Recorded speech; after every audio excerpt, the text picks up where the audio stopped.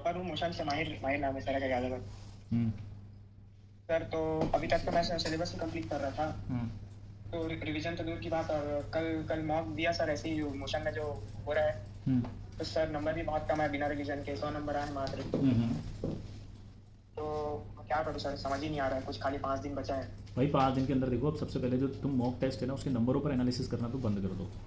Number कभी भी ऐसा नहीं होता है कि आपने मॉक टेस्ट दिया इसका मतलब समझते हो आप, जो आपने पढ़ा नहीं अगर वो सवाल आ गए तो आप नो डाउट क्या करोगे, कमी आएंगे ना आपके नंबर। तो अभी अब एनालाइज करना बंद कर दो, अब सिर्फ फोकस करो जो आपके टॉपिक वीक हैं, जो आपने अच्छे से पढ़ लिए उनकी एक लिस्ट बना लो, जो अच्छे से पढ़ लिए बस उनकी PYQs कर लो अच्छे से, क्योंकि जो आता है कम से कम वो एग्जाम में आप गलत ना कर दो 5 दिन में।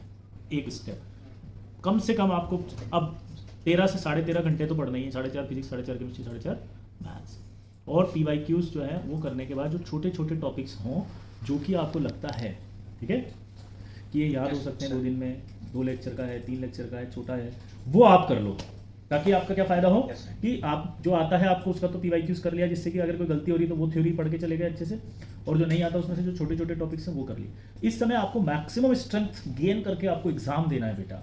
ये लास्ट मोमेंट आपको अपनी गलतियां ढूंढने का, डिमोटिवेट होने का, डिप्रेस होने का, नेगेटिविटी लाने का टाइम नहीं है। ये युद्ध है, युद्ध। अब युद्ध के अंदर ऐसे हार के नहीं बैठते, थकते नहीं है, युद्ध के लिए लड़ना, तैयार होना पड़ता है। मेरी आवाज सुनाई दे रही है भाई? Yes sir, yes. ये अभी स्पिरिट आपको एक सोल्जर वाली रखनी है, एक हारे हुए खिलाड़ी की तरह नहीं बैठ जाना थक करके एक मॉक टेस्ट से। हमारा मेन जेई मेन का एग्जाम है, वो तो अभी हुआ ही नहीं ना, उसके लिए फाइट करनी है यार।